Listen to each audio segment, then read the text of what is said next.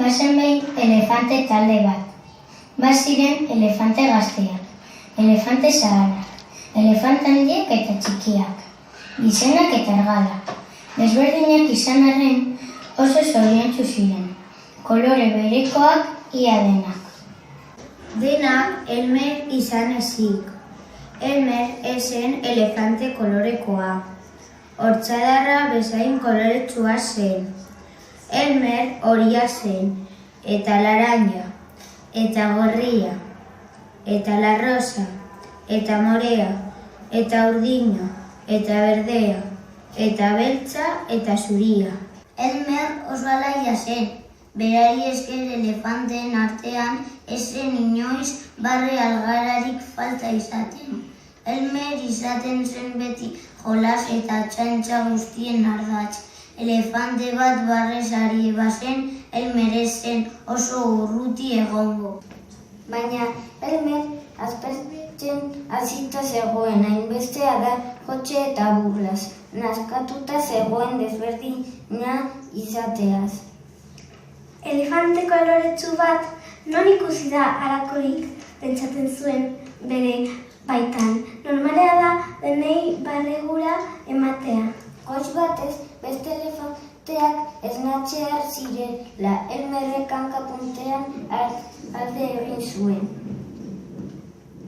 Oianean, barrena zijoala, Elmerrek beste animalia batzuk topatu zituen, egun honen bere esaten zioten.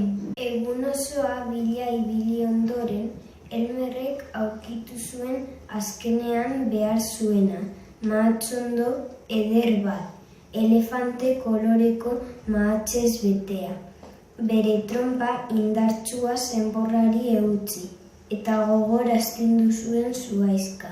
Harik eta mahats guztiak lurrera erori ziren arte. Elmer orduan mahatzen gainean etxan eta itxulipurdika ibili zen lurrean. Ara eta ona eta ara, mahatsak hartu eta bere gorputzaren kontra egurtzi zituen. Mahatsukuak goitik bera estali zuen arte. Bukatu zuenerako, azalean ez zitzaion kolore arrastorik geratzen. Ez horirik, ez laranjarik, ez gorririk, ez arrosarik, ez morerik, ez urdinik, ez berderik, ez beltzik, ez zuririk. Elmerrek beste edozein elefanteren itxura zeukan. Itzuleran oiana zeharkatzen ari zela. Elmerrek beste animal batzuekin topo egin zuen. Egun on elefante, esan zioten. Elmer bere taldeko elefanteen gana itzuli zenean inon ez zen area etorreraz ohartu. Beste elefanteen artean zegoela, Elmer deseroso sentitu zen. Zergatik ote inguruan begiratu eta betiko gauzak ikusi zituen. Betiko oiana, betiko zer-urdina, betiko euri-hodeiak eta betiko elefanteak. Elefante guztiak geldi zeuden izirik Elmerrek ez zituen inoiz hain serio ikusi eta seriotasun hat barregura eman zion. Azkenean gehiago eutsi ezinik trompa altxatu eta izugarrizko garrazia bota zuen bere indar guztiekin. Izura berdizuz, elefanteak hankasora eriri ziren. Elmer barrez lehertu beharrean zegoen. Beste elefanteak ere, hasierako ikara pasatu ondoren, barrez ari ziren. Lastima Elmer hemen ez egotea, esan zuten irri, eta algara artean barre ederrak egingo lituzke.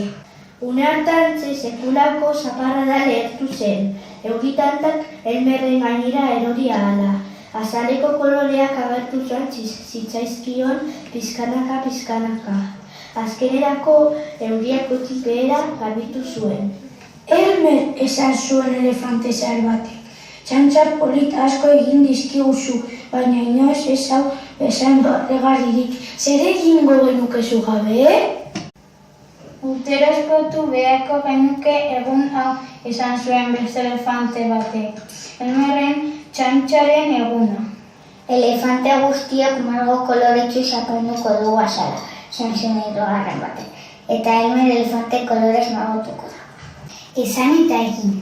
Urtean behin, elefanteak margo koloretsuez apaintzen dira.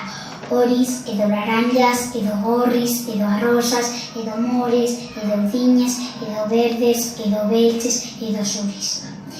Eta kalejira egiten dute. Egun horretan, elefante koloreko elefante bat ikusten baduzu Zaude, ziur Elmer dela.